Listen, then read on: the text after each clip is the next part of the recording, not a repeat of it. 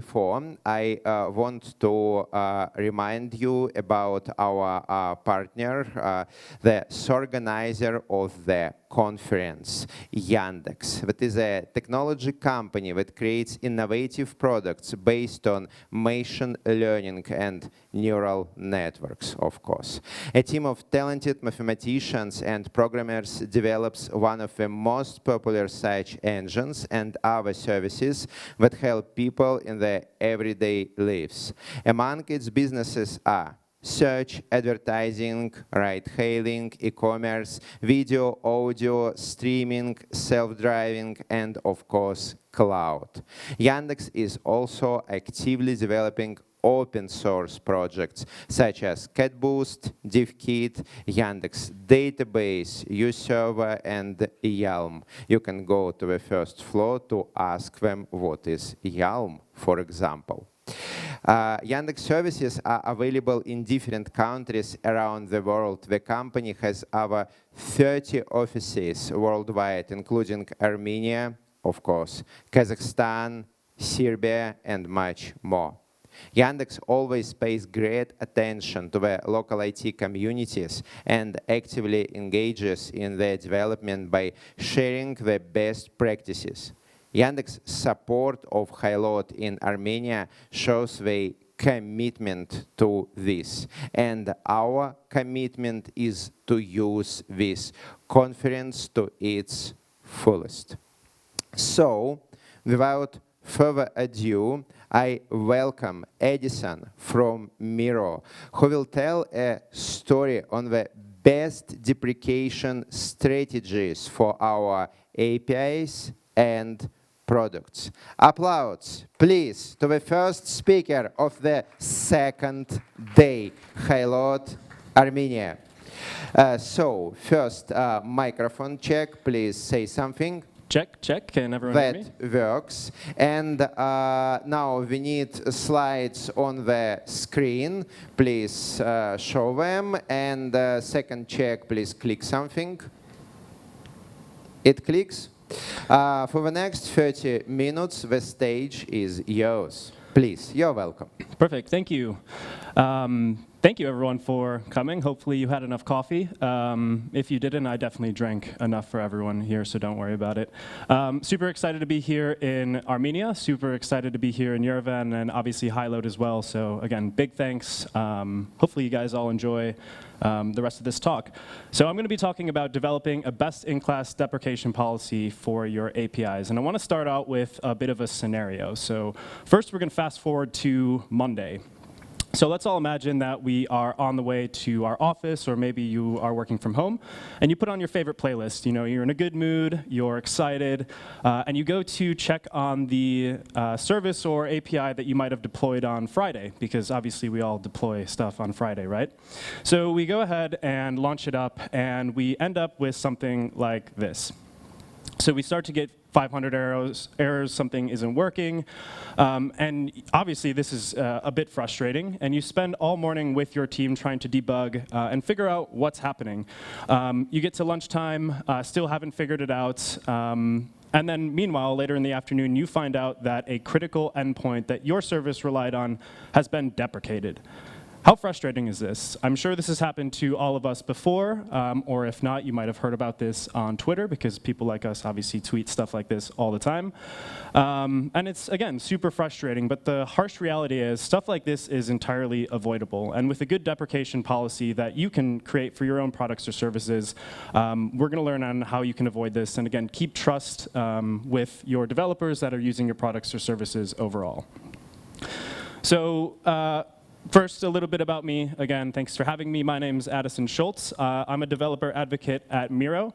If you're not familiar with Miro, make sure you stop downstairs. We have a booth. We'd love to talk to you about what we're doing with our collaborative whiteboard space. But I specifically work on our platform stream, where we focus and create a set of APIs and SDKs that allow you as a developer to interact with Miro the way that you want to. So if you're interested in creating an app and integration, you can do so with our developer platform, which we launched earlier in May. And I'm really interested in the way that people design and create different services that are relied on from other developers. But the harsh reality is that services and the things that you create as a developer aren't necessarily meant to last forever, which is why I'm excited to talk about some of these themes today, so we can all figure out what to do when the end of life or when you're required to deprecate something, whether that's, again, from new functionality that comes out or maybe a business decision. We'll learn about some of these themes in the rest of the talk. And speaking of themes, I want to just give a quick agenda for what I'm going to be talking about today. So we're going to start off by first talking about deprecation. We're going to give it a definition. We're also going to learn a little bit about the why behind deprecation. We're going to talk a lot about something called developer trust, which is a major theme when you're creating a deprecation policy. So we're going to come back to this quite a lot.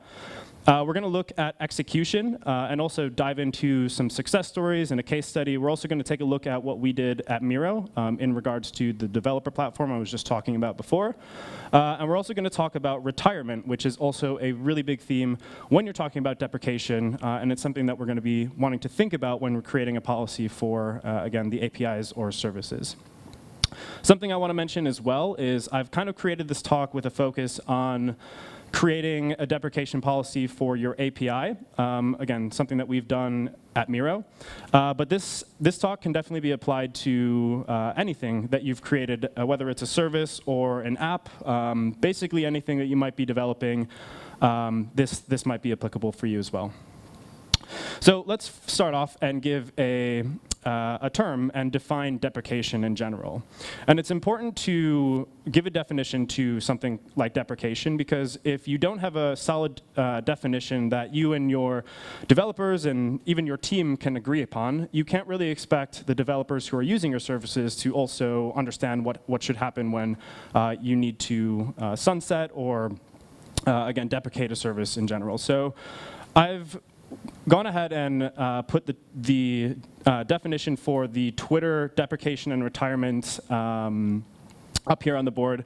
I use this one because I think it's pretty clear. It also gives a really good expectation to anyone who's using the service or API on what's going to happen, so I'll read it real quick.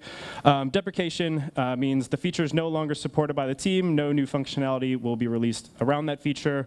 If there's any bugs or issues with the product, the chances that they're going to fix it are pretty low. So this is a pretty common definition for deprecation. But again, I also want us to focus on the second half of this, which is retirement or retired, which basically means it's not accessible or usable anymore. Something else to mention as well as you start to create your own deprecation policy or maybe look at what others are doing is there are tons of different terms. You might have heard things like sunset, end of life, decommissioned. But for the purposes of this talk, I think the best definitions that we can use, so we're all aligned, are deprecation and retirement. These are also probably the most common ones that you might have heard before. And again, deprecation is when a service is limited, the use is maybe not necessarily supported, but it will still work. And retirement is going to be when it's no longer accessible or just flat out not usable at all. So speaking of some of these themes, what can we do to start to think about a deprecation policy and why companies will deprecate things even in the first place? And again, when you're creating software, as I mentioned earlier, APIs and services that you create aren't necessarily meant to run forever. New functionality might come out, or even a harsher truth of reality is maybe your business might require you to deprecate something due to lack of resources, which kind of sucks because you might have been using something or care about something, but again, the harsh reality is you might need to sunset or deprecate it in light of other things that are coming out. So we need to define and use deprecation in order to help the developers who are using our service or API figure out what to do. Again, we want to make sure that we can get people to the newest and the latest and the greatest, and deprecation and having a policy around that is going to help us with that. Now, all of this, again, revolves around one big theme that I mentioned before and that we're going to see throughout the rest of the talk as well. And that theme is trust. Trust is at the heart of your deprecation policy. It's also going to be probably one of the biggest reasons that developers like you or I will choose a service if you actually trust that it's going to work. And not only is it your biggest source of truth, but it's also your biggest risk. So having developer trust at the top of mind when you're creating a deprecation policy, or even just creating an API or in general, is something that you're going to want to always have in mind. And the way that you can do this, I've split up into three kind of categories that we can think about as we continue to define a deprecation policy. The first one is avoiding unclear timelines. You may have heard this as you're creating or developing something yourself with your team. Oh yeah, we're going to retire this sometime in Q4. We'll get to it next year. And this is definitely a really big risk to developer trust because if, again, you're not sure what's going to happen, you can't expect your developers to either. The second might be something like not having an internal consensus, having droves of meetings where there's no really clear outcomes or deliverables. And I don't know about you guys, I really hate meetings, so this is probably my number one that I really dislike as well. And the third might be something like undocumented behavior. So changes with your product that are unannounced to you, which makes obviously your life as a developer a lot harder, but also the communication that you need to give to the developers using your product a lot harder as well. And I want to reiterate that trust is very important when you're developing a deprecation policy because trust should be at the heart of everything that you're doing with your developers. Developer trust also correlates pretty accurately with business impact as well. Again, the less people trust your product, the less people are going to use it, and the less successful it's going to be. But just as much as we know trust is going to help us with the success of a product, we also know that it's also going to be something that could harm your product as well. So it's important to get this right on the first shot because you only get one shot at creating a deprecation policy and keeping this trust alive with your developer community. Because if retirement and deprecation goes well, the best part about it is you're probably not going to hear about it at all. Everything should go smoothly. Developers are using version 2, and everything's all peachy. But if something goes wrong, if you mess up your policy in general, you're definitely going to hear about it. Again, developers like you and I are pretty vocal on sites like Twitter and other social media platforms and other developer communities. So again, if you mess this up, you're going to definitely hear about it, and so will other developers and the rest of your community as well.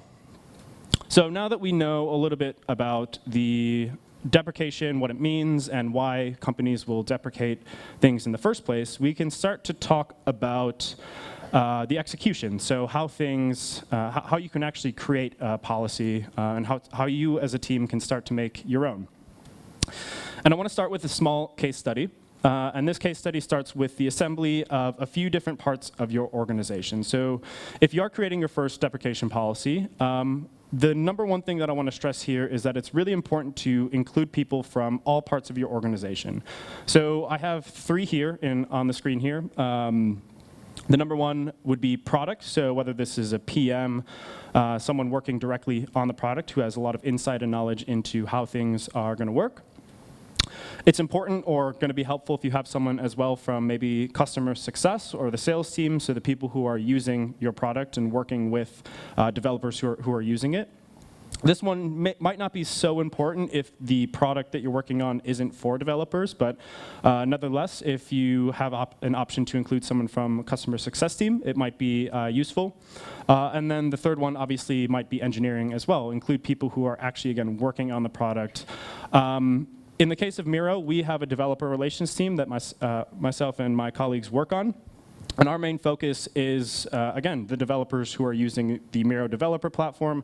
But we're always focused on the developer empathy. We're developers ourselves. And again, our main focus is to make sure that we can translate the needs of our developers to not only the three groups that you see here, but to the wider community and make sure everything is good as we start to create more services, deprecate things, and move on as a product. Again, if you don't have a developer relations team, sometimes these other parts of the organization can help. I've seen a lot of teams use PMs as kind of a bridge between the product and also the developer market. But another thing that's really important to keep in mind is it's always good to have at least one person to hold point in these conversations. Again, going back to what I mentioned before in terms of having so many meetings and no outcome or no deliverables. One of these reasons might be because you don't have someone kind of leading these conversations. So having a team like our developer relations team, or at least just one person to lead the conversation and focus on creating this policy is definitely going to be helpful for you and your team.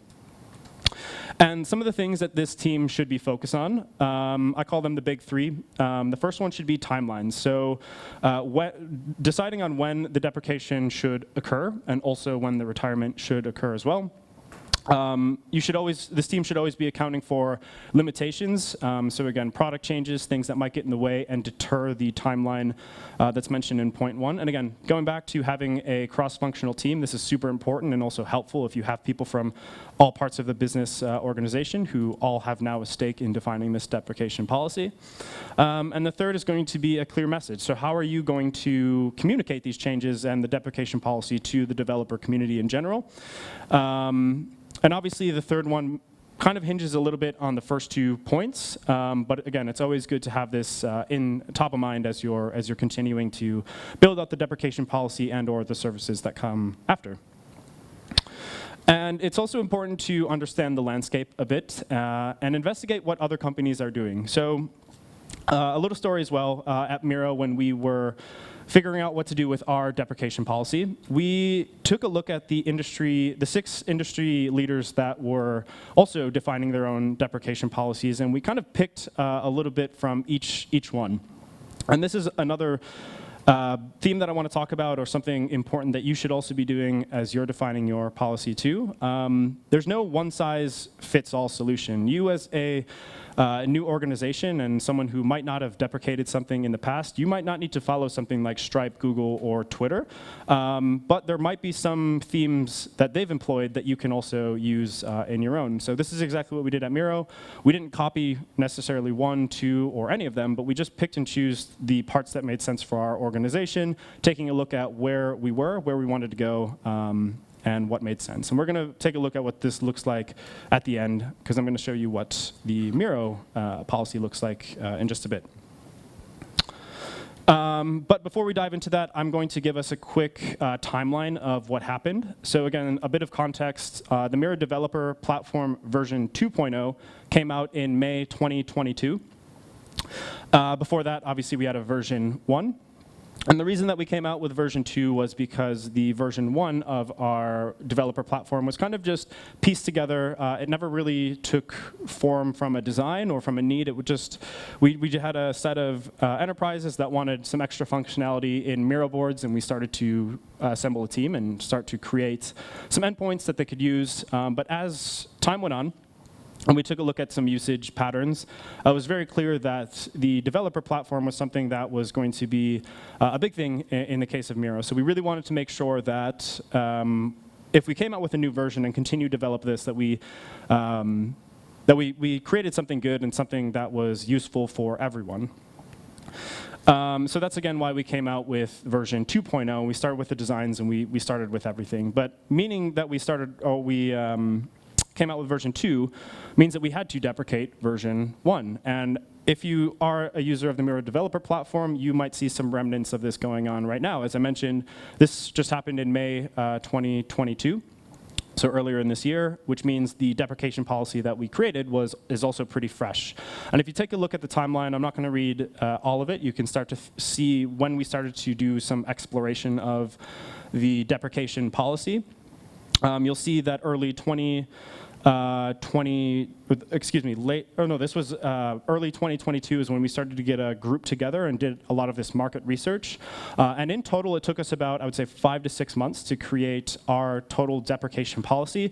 We also coupled our deprecation policy release with the launch of the version 2.0. This is something we are lucky to have. This might not be the case for you, so just something to keep in mind. And The deprecation policy, again, took 5 to 6 months, but this is something that probably could have been done a little bit faster. But as I mentioned, we did a lot of the research up front. We talked with a lot of other developer platforms to see what they were doing, and we decided that we would rather spend the extra time up front to craft something that was a little bit more useful and clear for our developers than speed through the process. The whole time, we were always focused on 2 things. Number one, again, being developer trust, making sure that we could keep that trust and relationship good with the developers who were using version 1. But the second thing was we wanted to figure out and make sure that whoever started to use version 2 was able to, and they were able to do it fast. So basically, feature parity of version 2 to version 1 was the other thing that we always had top of mind, and something that we're closing up right now. Again, if you are a part of our developer community, you might see some remnants, or you might see some of what I'm talking about in action. And one thing that we also wanted to keep in mind was honesty and transparency above everything else. Developers like you and I like it when companies keep it real, so to say, with us. We don't like when people are kind of beating around the bush or giving us, again, unclear timelines, giving us things that we don't really understand. We want to know what's going to happen and when it's going to happen. Something that I like that Steve Jobs had said is, when you innovate, you are going to make mistakes, but it's best to admit them quickly and get on with improving your other innovations. So just admitting to your mistakes and making sure that your developer community or your users are very clear with what's going on here. Because if you're clear with them, you are able to manage the relationship with them rather than unforge it like I had shown earlier. And one way to do this is making sure that you can remain nimble but flexible where necessary. And one way that you can start to do this is to monitor adoption of your new service or endpoint. So again, something that we did when we launched version 2 was keep a really hard eye on what people were using in version 2 and monitor the adoption, because again, one of the main things that we wanted to focus on was making sure everyone could start to use version 2 and stop using version 1 as soon as possible, which also meant making sure that we could create feature parity between the 2 endpoints or the 2 versions as fast as possible. But the flexible part of this means that if things go wrong or if things aren't going as smoothly as you had hoped, again, according to the graphs, according to the things that you kind of wish that happened, you have to be ready for pivots. Meaning you have to be able to change direction. Again, this might not be fully under your control. Sometimes businesses force you to make hard decisions, especially in the case of engineering and product. And you have to figure out the best way to communicate this with your developers and figure out how to communicate this as effectively as possible. It's okay to come up with a tight deadline and very concrete rules for your deprecation policy, but you should also not let that hinder anything if you do need to make some changes or, again, pivot any of the things that you might have done before. And we'll take a look at that in a second. All of this focuses on balancing your developer focus and commitment. It might look something like this. So your developer needs and internal commitments, trusts, timelines, all of this stuff. It's a delicate balance, but it's all kind of leading towards the thing at the bottom you see here, which is a timely retirement. And defining and leading towards a timely retirement is just as important as defining the deprecation as well. So here is what it looks like at a broad sense, and here is what it kind of looks like for us at Miro. Again, the Miro developer platform. So again, we really focused on developer needs, so a stable v2, feature parity between everything. We wanted to keep developer trust, again, at the heart, so the history of proactive communications and meeting expectations, so whatever our developers expected out of our platform as they continued to use it. We also needed to meet internal commitments and deadlines. So as I mentioned, you have to balance between what your developers expect and also what internal commitments might need to be met. And a big part of that, kind of keeping the balance, is making sure that you can hold your product and engineering teams accountable for the things that they have proposed. And that's definitely going to, again, help with you and your team as you lead towards a timely retirement. So without further ado, I'm going to give a very brief snippet of our developer deprecation policy. This is something that we had crafted, again, over 5 to 6 months. This isn't the entire thing. You can also read this on developers.miro.com, and I'm not going to read the whole thing, but I do want to point out 3 major parts of this, and the first one is a concrete timeline and communication strategy. So I'll read it off quick. As the retirement of a service is breaking change for applications that depend on it, we will provide a minimum of 6 months notice before retiring a service. It'll start with the deprecation announcement that communicates intention to retire a service on a given future date through our communication channels, which are linked to our developer communities and other ways that we communicate with our developers. We are still working on feature parity between V2 and V1. We are very, very close, which means our deprecation announcement is going to come very soon with these with the version 2. A second is a commitment to our developers. This is something that's going to definitely help you maintain this trust and build the relationships with your developers as well. So if we are going to deprecate something, we're going to make sure that you have all the resources that you need in order to migrate, in order to learn what's new about the new versions, and make sure that whatever you are building with our platform is going to be successful in the way that you want to use it.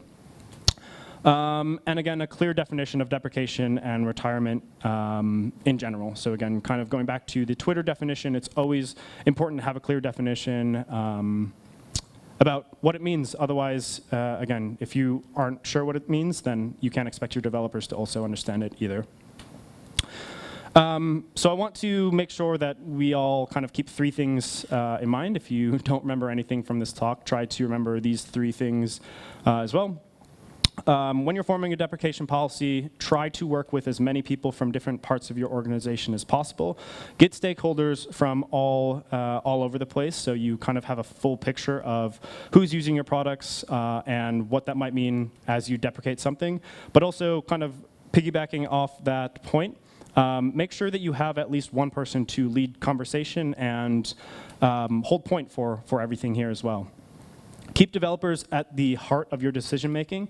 And this might seem like an obvious one, but I've seen that it gets lost in a lot of policies, specifically when people start to make policies that are more geared towards business decisions than the developers who are using it. So again, businesses are going to make you make hard decisions that you have to make, but make sure that you can keep developers and the people using your products happy, but also at the top of mind.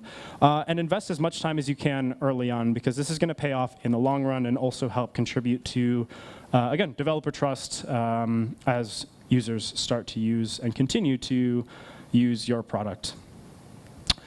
So that's pretty much it for the talk. I'm happy to also dive into the deprecation policy of Miro a little bit more.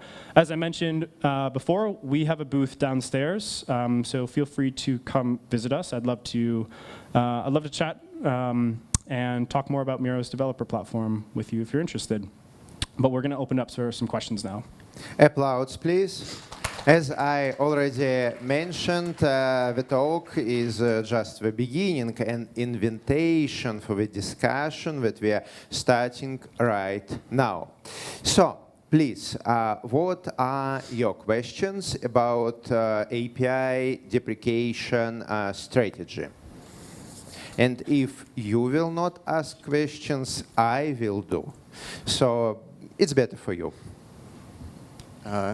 First of all, thanks for the talk. I'm Seva from the Metrolink team. The question is, when is the right time? Like, imagine you are like a young product. It's still like 0-point-something version, but people are already using your product. When is the right time to create the deprecation policy to balance between the speed of innovation and supporting the legacy stuff? Yeah, absolutely. So the short answer is going to be as soon as possible. It's always good to have this at top of mind. But if you are a young platform who might not have anything to deprecate in the first place, or if you're working on like a beta or an alpha version, I don't think that having a deprecation is as important in this case, because the expectation of things that are going to change as your product is early on comes kind of with the territory. As you start to mature as a business, and specifically, I would say after you launch a stable version, that would probably be the best time to start defining a deprecation policy. But again, for versions with like beta and alpha tags, I think a lot of developers are pretty aware that things are going to break through its use. Hello, I'm Daniel, and my question is, before actual retirement of a service, are you planning to like degrade the service by maybe turning it off for like 10 minutes to make sure that people are aware that there's an eventual retirement coming? That is a possibility. In the case of Miro, our retirement is going to be a hard shutoff, and I think this is the case with a lot of people as well. But the biggest thing to do is monitor usage. So if you do have a version 1 and you're migrating to version 2, you should be able to see if you are keeping metrics on who is still using it. And maybe if it's only a handful of people, maybe less than 100, it might be worth your time investing the resources to reach out to these 100 people and help them manually to migrate, versus then just shut it off. If it's something a little bit bigger, again, you do have to be, I would say, strict with your deprecation policy, because due to time resources, you can't keep things running, or maybe it's just not feasible. So it's okay to, again, shut things off, but you should be understanding and help developers when needed.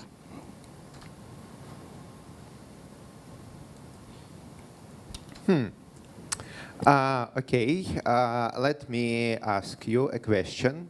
There are some developers who do controversial approach to the deprecation.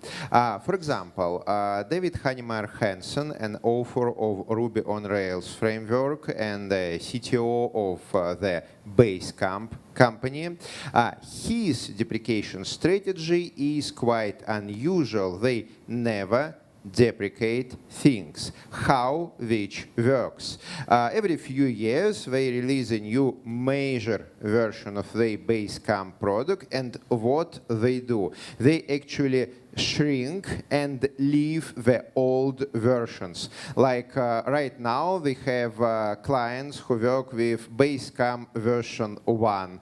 They literally have few Docker containers which happily run version 1. We have few customers who use version 2, version 3, and they have a flagship version like version 4, which is a major distribution for new clients. So, what do you think about such approach? Is it a really niche thing, or does it have its uses? Yeah, that's a good question. I think overall that would be a pretty niche approach, but it also kind of depends on the industry and the type of people who are using it. And I think for the case of Miro and potentially the rest of the developers in the room, having a public-facing API from like your product or service, the points in my talk might be a little bit more applicable versus the deprecation of like a language that you might be coding in. The other big thing around that is you might not have a lot of resources, and that's, again, the big trade-off is focusing on speed and resources versus, maintainability, I'd say. One more thing I almost forgot.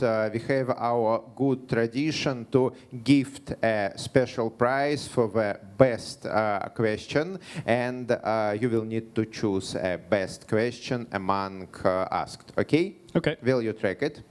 Nice. So we really want a few more questions to wake up from yesterday and kickstart a discussion. Anyone brave enough to ask about the deprecation strategy, policy, and what do you do if a big client comes to you and like, we are a big client, lots of money, please take the money, but we really need your old API version because we already have lots of source code, we can't migrate right now, so please just take the money, keep this version alive. How do you handle such clients as a business because you want to somehow support them. But such clients can be in huge numbers and actually give you lots and lots of legacy in exchange for money, of course. What is the best approach for business in such scenario from your point of view? Yes, so I can give some points on how we approach this at Miro because, yeah, this is definitely something that comes up as we, again, continue to migrate to version 2. And in the case of Miro, we actually have another team who kind of helps to focus on our partners and enterprise relationships. And I will say that there is a lot of head clashing between my team because I'm really focused on the public version and making sure everyone can migrate to V2 and the people who are still on V1. And it is a constant battle. There is a lot of dedicated support that goes into helping the enterprises who want to stay on V1. But again, it's also kind of a lot of teamwork that needs to happen as well. So our partnerships team and enterprise team will focus on, I would say, supporting them as we continue to build V2. And it's my team's job to advocate for V2 and internally to make sure that we can continue to support V1 where needed and create the necessary guides for the companies when they need to migrate. Please, the next question. Yeah, so some services have like a beta functionality or maybe a specific endpoint that's not stable yet. Do you think it's okay to directly deprecate an endpoint like that?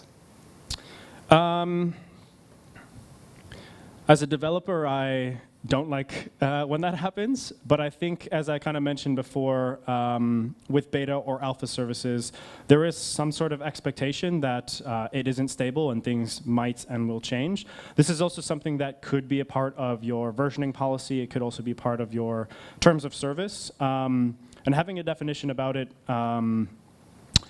yeah, it could definitely be in there. I would say, depending on how you and your business look at it and frame it, will make all the difference as you start to retirement. So what I mean by that is when you come out with, let's say, a new endpoint and you label it as experimental or something like this, there's a bigger expectation that if you shut it off, it's just not going to work. And I think developers will understand that.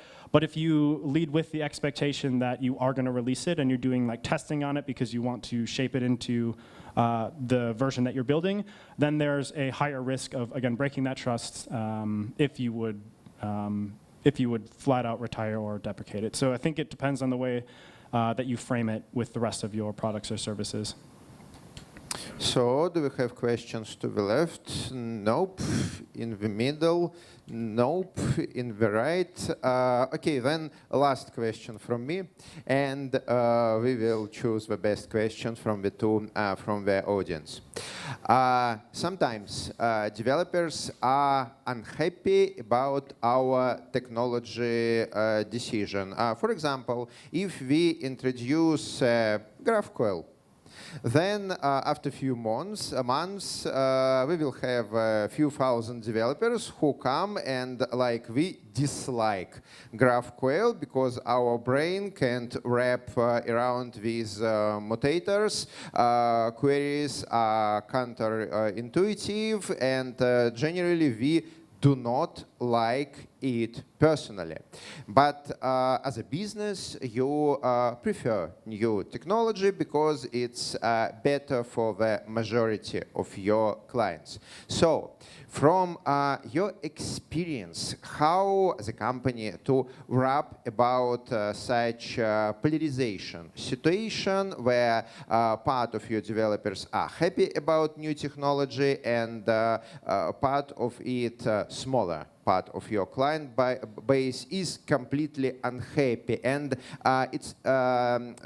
this is not some technology issue, but a feeling of developers who are just not happy about GraphQL. Yeah, this is a good question, and I like it because I actually ran into a situation with a company migrating to GraphQL very recently on a project that I was working on. So this actually happened to me last week. So I was building an integration with Miro and GitHub. and one of the REST API endpoints of GitHub had migrated from their RESTful service to a GraphQL endpoint, and it totally broke one of my applications, actually. And obviously, I was pretty frustrated, and I needed to also demo something that later that day, which didn't end up working due to said deprecation and migration that didn't happen. So obviously, I was pretty frustrated, but I would say the biggest way to, again, maintain a lot of this developer trust and relationships is making sure as a company that you can reassure the developers that you are there for them. So in the case of this deprecation or switch from REST to GraphQL, GitHub also had provided a lot of migration guides, examples, and the biggest one was the migration guides from if you were working with it as REST and you need to migrate from GraphQL. Obviously, it broke my application, which I wasn't happy about, but there was still a part of me that was invested in GitHub as a company, and knowing that there were some migration guides available is still going to allow me to, and I want to keep using the service in that regard. So.